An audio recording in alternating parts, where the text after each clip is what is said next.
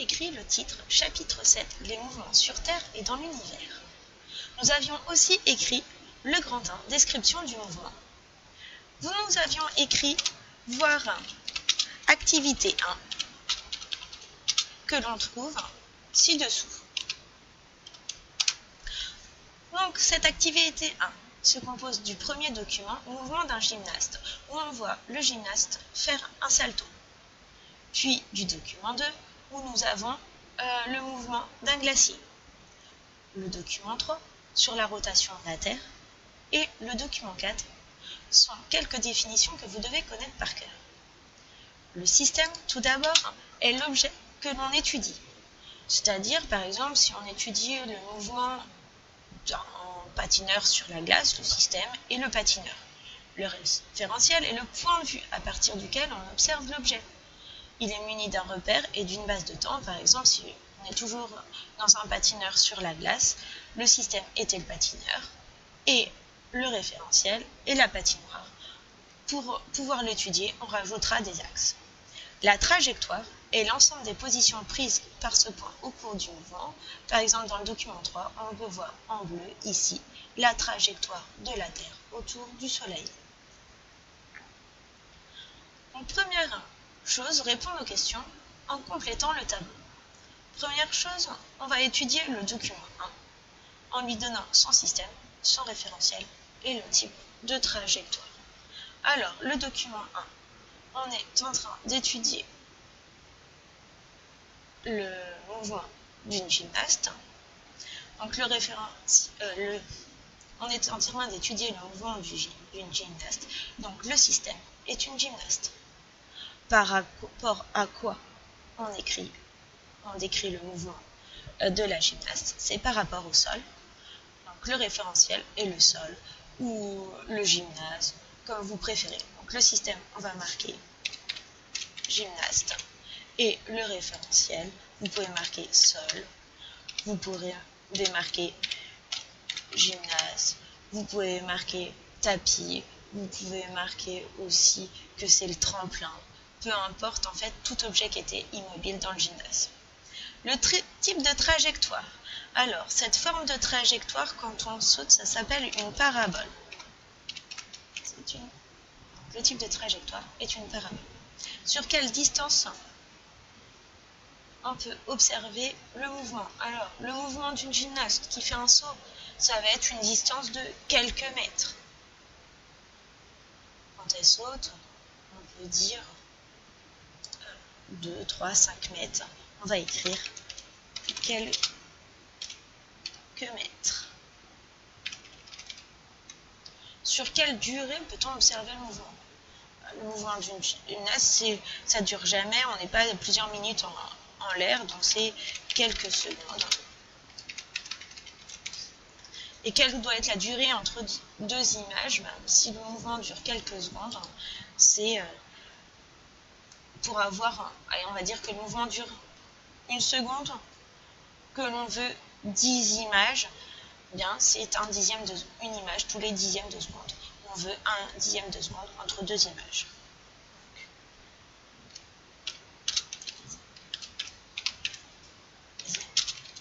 De secondes pour avoir 10 images en une seconde. Alors, pour le document 2, le mouvement d'un glacier. La mer de glace est un glacier de 40 km² de surface pour une profondeur qui peut atteindre les 300 mètres par an d'eau. Cet énorme glacier des Alpes s'est formé et continue de se former par accumulation de neige. Contrairement à ce que l'on pourrait croire, la glace qui le compose est en mouvement. Sa vitesse moyenne est de 120 mètres par an dans sa partie supérieure et 90 mètres par an dans sa limite inférieure, ce qui explique par exemple l'apparition de crevasses. Donc ici, quel est le système que l'on étudie? C'est l'objet dont on parle est le glacier. Par rapport à quoi il bouge? Bien, par rapport au sol, on peut dire que le référentiel est terrestre, ou alors on peut dire que c'est par rapport aux montagnes qui l'environnent. Sa trajectoire, eh bien, elle est curviligne, elle n'a pas vraiment de forme, elle est peut-être par endroits rectiligne. Si les crevasses sont en ligne droite. Mais curviligne, c'est pour quelque chose de quelconque. Sur quelle distance observer le mouvement? Eh bien, on nous dit que le glacier se déplace de 120 mètres à 90 mètres par an. Donc, si on veut observer les distances, c'est bien de voir, d'étudier au moins sur un an. Donc, quelle est la durée? 1 ou 2 ans. On peut observer le mouvement, et puis pour avoir l'information 90 mètres ou 120 mètres, il faut au moins qu'on observe sur une distance de plusieurs centaines de mètres. Ça peut être 200 à 300 mètres, me semble pas mal. Quelle doit être la durée entre deux images? Eh bien, comme on observe sur 1 an ou 2 ans, entre deux positions, on peut dire qu'on a 1 mois ou 15 jours entre deux positions. Le dernier est la rotation de la Terre autour du Soleil. Donc, la Terre est en orbite autour du Soleil et décrit une trajectoire elliptique. Sa distance moyenne au Soleil est de 149 597 871 km. Cette distance a été choisie comme référence pour exprimer les distances entre les astres des systèmes planétaires. On donne une unité astronomique pour cette distance. Ainsi, Vénus, dont la trajectoire est quasi circulaire, est située à 0,72 unités astronomiques du Soleil. Donc, ici, le système est la Terre. Son référentiel par l'objet d'étude, c'est par rapport auquel on étudie, c'est le Soleil. Le Soleil, on appelle ça le référentiel géocentrique.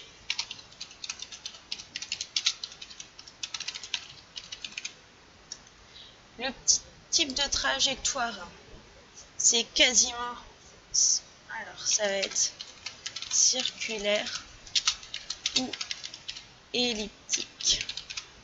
Mais vous, en général pour les astres, vous retenez circulaire.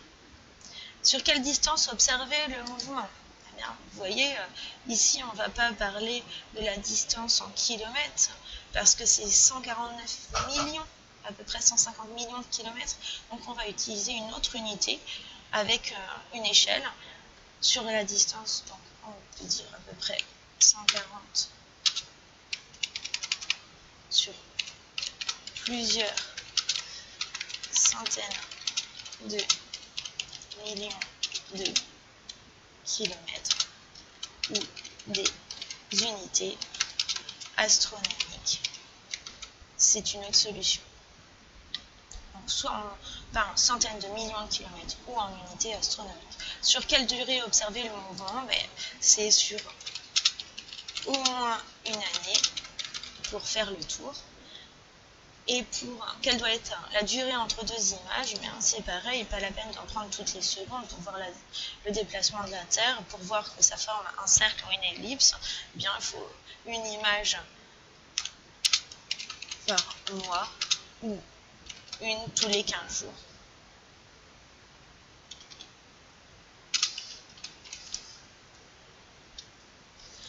Voilà.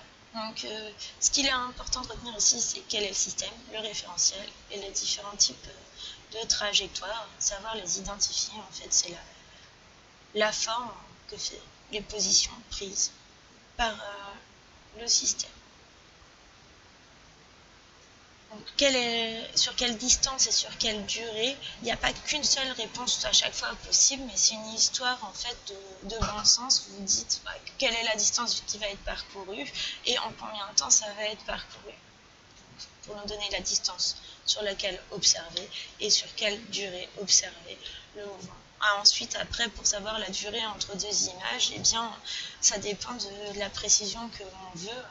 En général, il n'y a pas besoin de beaucoup d'informations. Une dizaine, une vingtaine nous suffit. Donc, ce qui nous donne les réponses que l'on a vues ici. Donc, sur le document, représentez en rouge la trajectoire du sommet de la tête et au crayon gris la trajectoire du nombril. Eh bien, on va mettre le sommet de la tête. On va lui mettre une petite croix sur le sommet de la tête. Donc, pour ça, il faut que je fasse une petite zone. Remplissage de la forme au remplissage. Je lui mets une petite croix. La croix, on va la mettre. On avait dit la tête en rouge et au crayon gris le nom. Donc la croix en rouge. Et on va là, pour cette forme. Voilà. Donc, voici la tête. Ici, 1, 2, 3, 4, 5 formes. Donc 5.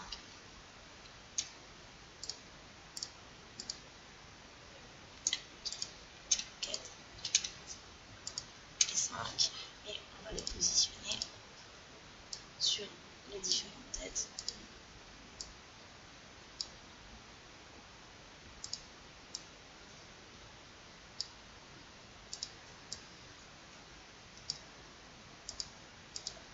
Du personnage.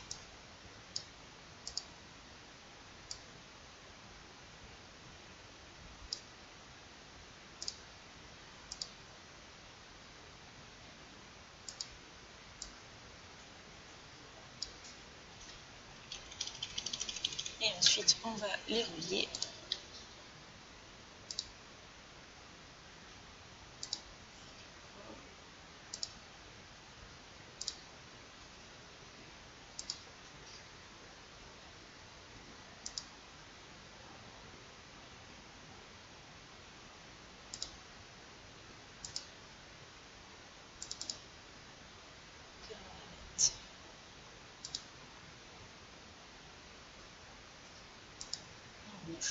Et on fait exactement la même chose avec le nombril.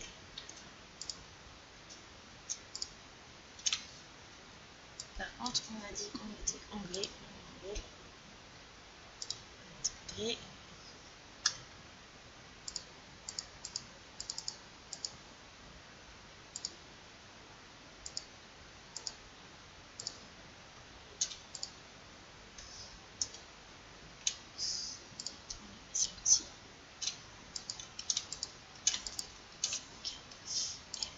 va mettre en gris.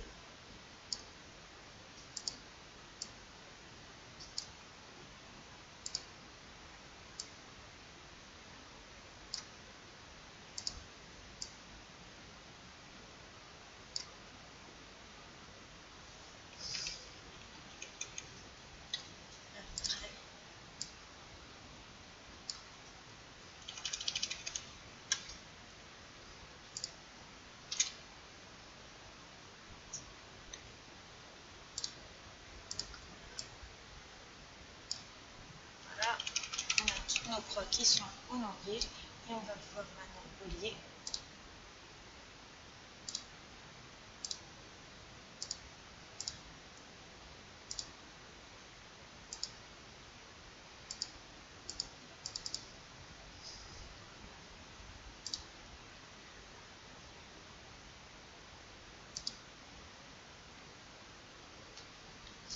Voilà, donc tandis que la tête fait une forme, elle redescend et monte et elle redescend, là, le nombril suit une ligne, forme une courbe qui semble beaucoup plus simple et qui s'appelle une parabole.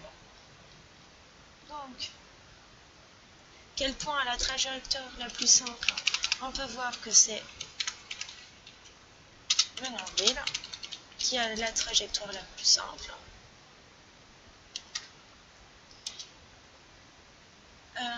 Donc pour étudier le mouvement, on cherche toujours à étudier l'endroit qui est le plus simple. Donc on étudiera le mouvement de la gymnaste par rapport à son nombril.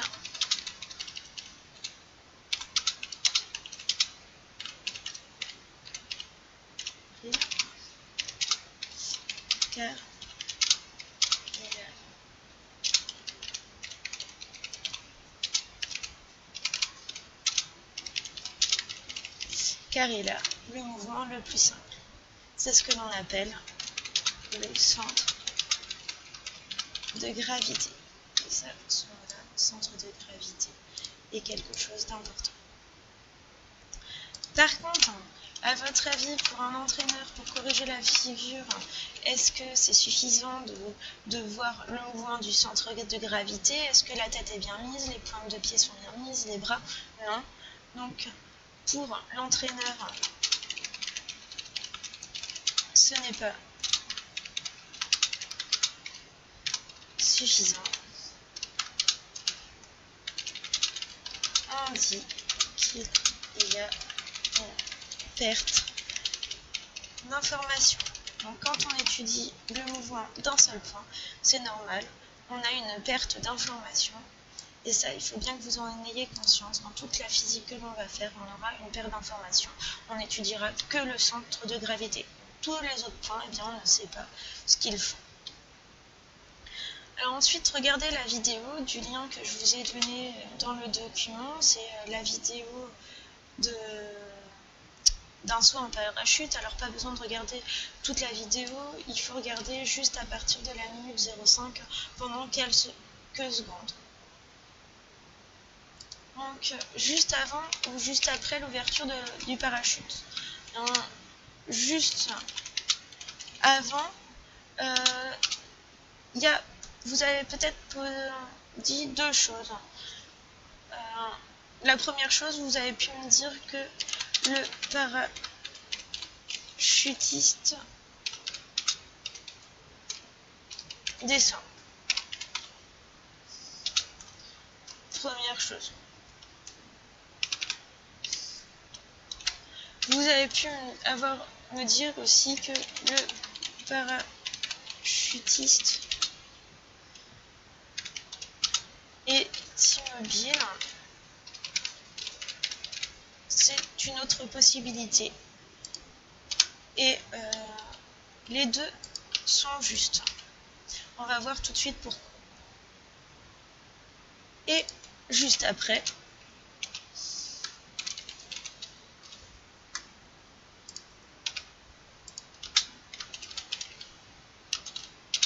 il y en a qui pourraient dire que le parachutiste continue à descendre.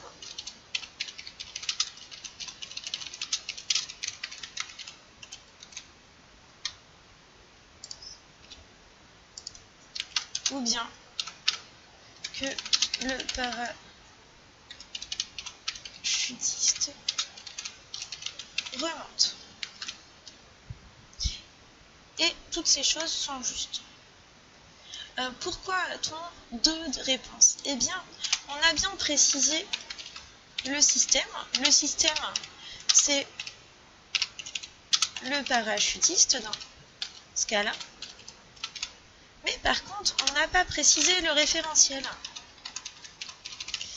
Et dans les deux premiers cas, le référentiel, on a supposé qu'on était dans le référentiel terrestre, c'est-à-dire par rapport au sol.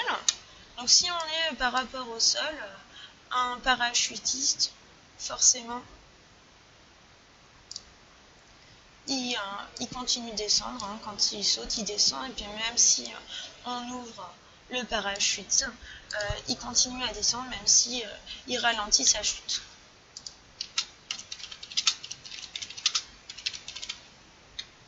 Mais si on se place par rapport à un autre référentiel qui est le référentiel de la caméra. Alors là, c'est différent.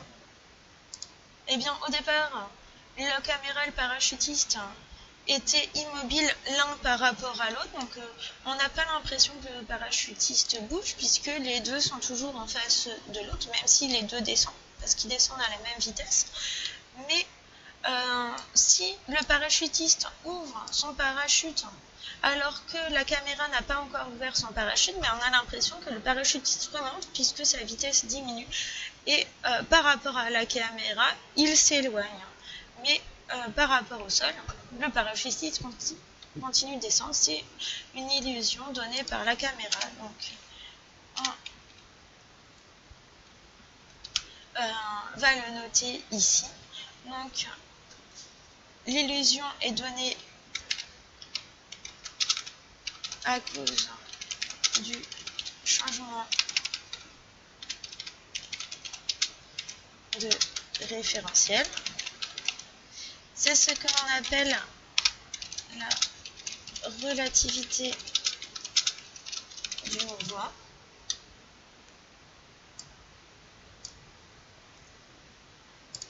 Donc ça, vous en avez sans doute entendu parler quand vous étiez au collège de la relativité du mouvement.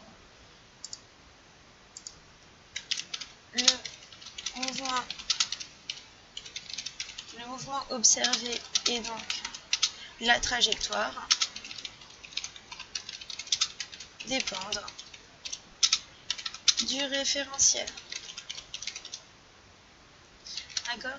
Et donc c'est très important de bien choisir son référentiel. Vous avez par exemple l'impression qu'on a dans notre train il est immobile et on a l'impression de partir en arrière. C'est simplement parce qu'on regarde le train d'à côté qui lui part en avant. Donc il y a beaucoup d'illusions liées à ces changements de référentiel. Voilà pour la correction. Donc, dans ce chapitre, dans cette partie, nous allons avoir le TP9 que vous ferez jeudi et aussi la fiche bilan que je vous explique dans la prochaine vidéo. Voilà, à tout de suite.